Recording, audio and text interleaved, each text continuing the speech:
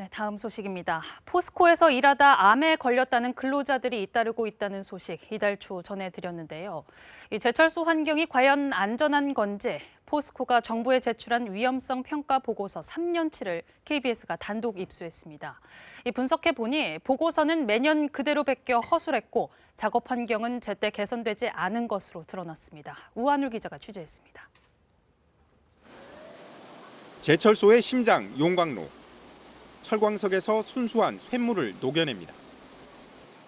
용광로를 달구는 연료, 코크스는 석탄을 태워 만듭니다. 이 과정에서 COE라는 발암물질이 배출됩니다. 미국에선 세제곱미터당 0.15mg을 허용 기준으로 삼는데 우리는 명확한 기준이 없습니다. 직업성 암을 호소한 근로자 상당수가 여기서 일했습니다. 우스갯소리로 까만 나라, 하얀 나라, 빨간 나라 이 세 가지 나라가 있어요. 회사 안에가. 그럼 까만 나라는 어디를 지칭하냐면 코크스 공장. 문제의 코크스 공정을 포스코는 어떻게 관리하고 있을까? 포스코가 작성해 고용노동부에 제출한 위험성 평가 보고서를 분석해봤습니다. 2018년부터 3년치입니다. 밸브 조작 때 화학 물질이 셀 수 있다는 평가.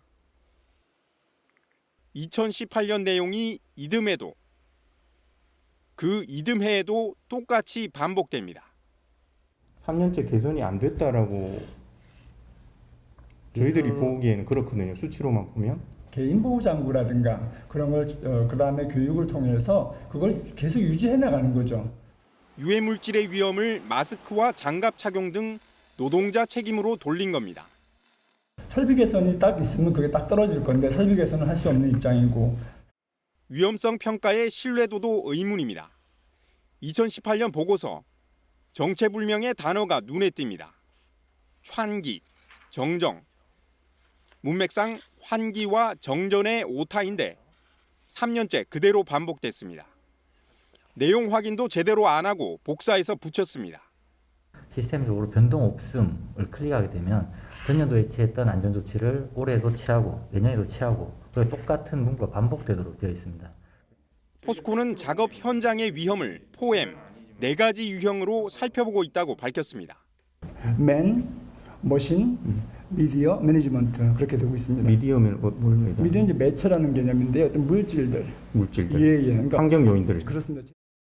그러나 480여 개 공정 중에 미디어 유형으로 분류된 건 없었습니다. 상당수가 사람, 즉 근로자 행동을 위험 요인으로 문제 삼았습니다. 작업 환경으로부터 영향을 받아서 생길 수 있는 건강 문제는 내가 아무리 열심히 해도 지킬 수가 없습니다. 사업주가 지켜야 하는 것입니다. 일터의 위험을 평가해 정부에 보고하는 것은 법이 정한 의무입니다. 하지만 개선 의무는 없습니다. 포스코 코크스 공정 위험성 평가 483개 중에 29%가 3년째 방치됐습니다. 특히 작년엔 재작년 평가를 70% 가까이 그대로 옮겨왔는데 45개 항목은 위험도 9 이상, 중대한 위험이었습니다. 사업주가 자율적으로 현장을 개선하라는 취지이기 때문에 거기에 대해서 나온 것에 대해서 자율적으로 시정을 하라고 권고를 하는 거고. 포스코는 일부 공정에서 위험도를 유지한 건 근로자 경각심을 높이려 한 것이며 위험성 평가는 법에서 정한 원칙대로 이루어졌다고 밝혔습니다. KBS 뉴스 우한울입니다.